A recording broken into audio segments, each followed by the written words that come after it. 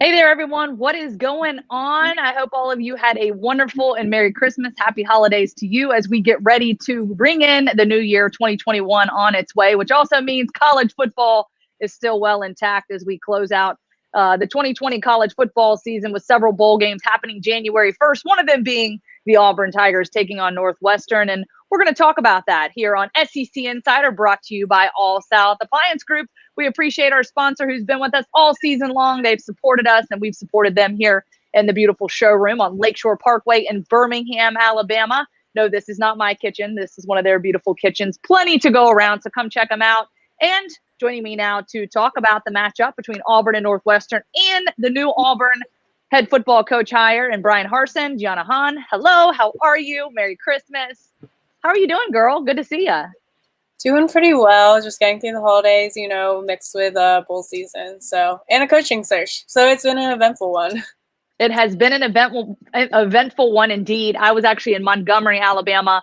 Had two bowl games, one the 23rd and one on Christmas Day, the 25th, when the news came down that Bryan Harsin would be hired as the new head football coach. Bryan Harsin coming from Boise State. And, it's interesting because last year working on the ESPN circuit, I was kind of all over the place. And I actually was in Boise State 3 times last year. Never expected that to happen. The Smurf turf. It was fun, though, covering Boise State and getting to know Bryan Harsin on a different level. Getting to sit down and having some of those one-on-one conversations with him in coaches meetings and sort of getting a feel for who he was as a person. We just want to get your thoughts first and foremost about the hire. Give us a little background on Coach Harsin and what he brings to the table as he enters in as the new head coach at Auburn. Yeah, so that news came down actually while we were all covering a basketball game. So once again, another hectic thing. But we first talked to him on Christmas Eve. And he likes to talk, so we learned a lot about him. And we also got to hear from Auburn's president and his athletic director. And I know Alan said that Alan Green, the athletic director, said he had met Harsin years ago by a pool. All the details are pretty blurry to both of them, so must have been a fun event. But he said he came away with the impression that he just really liked this guy. So he made sure he was a part of the search. And he's 69-19. Depending on what site you look at, the other site says 64-17, but nonetheless, has a very much a winning record. From while he was at Boise State, he generally averaged 10-win seasons. And he's been to bowls 5 times. He's 3-2 in bowls. He's won some championships for the region. So that was a big thing that stuck out to Green, he said, was that he is a winner. He knows how to win.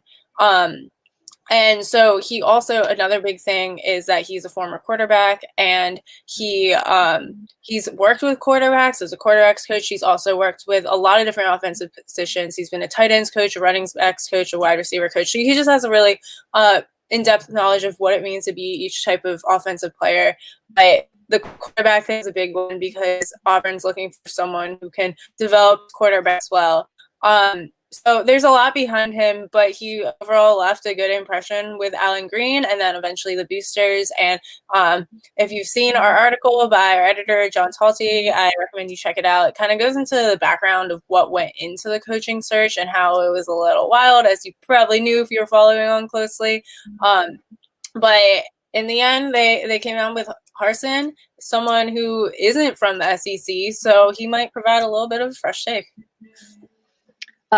Yeah, no doubt about it. And one of our viewers said, Joanne Fry said, please don't bring us a blue field. Hey, maybe it'll be orange. That won't be quite as straining on the eyes. It is interesting when you do go out on the blue field, because when you see it on TV, it's definitely jarring. You get out there and it's something to get a little used to. I remember the Hawaii head football coach back when I covered them said something about it being very like the mystique of the blue field. But nevertheless, in just covering Harsin, one thing I can say in just the 3 times that I met with him and his staff, he definitely kind of instills this culture. And he's someone that I think that is going to come in. He knows what he wants. He knows what he's going to have to do to achieve it. And something I want to point out, Giana, we talked about before we jumped on the live feed here, And some people might think this doesn't mean much, but to me, I think it does. You know, he actually has hobbies outside of football, and one of those being racing. I'm a big race girl, so of course I respect it and love it. But with that being said, you know, he grew up going to the racetrack, loves racing. His dad was a big part of the racing family as well. And, you know, I think that having some of those interests and hobbies outside of football can be very important because these coaches do live, eat, and breathe football. But when you can have things outside of that, it just shows that they can sort of relate to these young men outside of just playing football every single day, right? And I think that's a big part of this. And you know, just kind of getting to know him. I'm anxious to have the opportunity to talk to him as the new Auburn football coach. Haven't done that yet at this point, you know, but certainly tuned into the press conferences. And so I did want to ask you, kind of going off of sort of what Harsin talked about. I guess it was noted that he talked to players via Zoom because, oh, by the way, Auburn has a football game against Northwestern. Kevin Steele will be the interim head coach during that. And he was quoted saying, your undivided attention, focus on the task at hand, and make sure that when you go out there and practice, you do it the right way.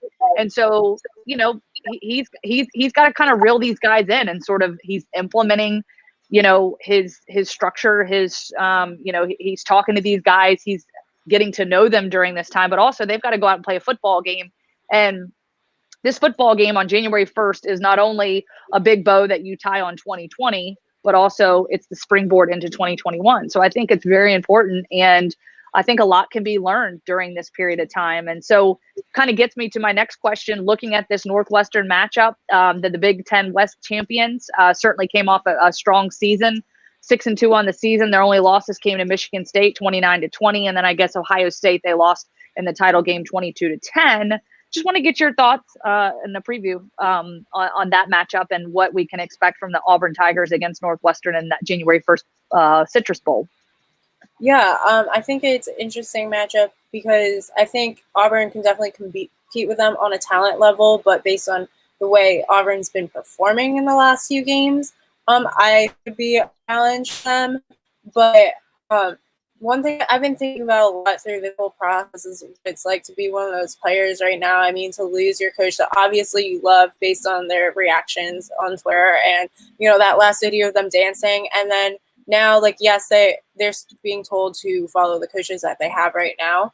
But to me, it seemed like there was a little emphasis on the right now. And we're not sure that any of those coaches that they're all very attached to as well will be there next year. So I can't imagine how hard that is going to be for them. Maybe they want to come back and be like, okay, this wasn't a great season. They're going to put a like stamp on it, exclamation mark, like, look, we have hope for the future. But there's so many extra forces coming in. And Northwestern, you know, I'm from the Big Ten, so they're not like this big name, but they're always kind of a dark horse. Like, they always put up a challenge. I know they put up a challenge for Penn State several years. We had twins, one on each team, so that was always a big matchup. And they somehow managed to get into the championship every year. And I'm not trying to like talk down on them or anything. I just think like we don't think of them as this big powerhouse, but they can't be denied that they're competitive. They have the 5th best defense in the nation, and with a struggling Auburn offense, that could really be the big thing because Ohio State struggle against them. Ohio State is a playoff contender right now. So Auburn's just, I feel like this is one of those games that, yeah, Auburn can beat them. Yeah, like Northwestern might be ranked, and Auburn might not, but I feel like Auburn has the talent to be ranked. They just have to click. So that's going to be really the key when they play them in the Citrus Bowl is really being on their game because Northwestern is not going to be an easy opponent. And we got to listen to their coach talk the other day, and that team is fired up. They're ready to go. We haven't talked to anyone from Auburn really about this. We got our introduction to Harsin, but obviously that was kind of like a little side note because the bigger deal was like getting to know him. But it's definitely going to be an interesting game. Bo Nix has a lot more passing yardage and touchdowns than their quarterback, but also their quarterback has played less games, and they seem to be more of a defensive team. So it'll definitely be an interesting matchup. But I think that if Auburn's clicking, they can win. But either way, it's going to be very competitive. All right, Giana, thank you so much As always, Super Bowl for Northwestern January 1st, noon on ABC. Certainly looking forward to that. We'll have a pregame show to break that all down. We'll also get you the postgame. And, of course, you can follow all of our folks on AL.com across our social media channels as we prepare and get you ready for that. And, of course, the changeover to the new head football coach and Bryan Harsin. Giana, thank you so much. Hope you have a wonderful rest of your holiday season and as you prepare for your new year in 2021, covering the Auburn Tigers on New Year's Day. We appreciate you. And, of course, we appreciate our sponsor, All South Appliance Group, hanging out here again at the showroom in Birmingham, Alabama. You can check them out, myallsouth.com, or at any of one of their showrooms, as I mentioned, here in Birmingham, as well as across the state of Alabama, Tennessee, and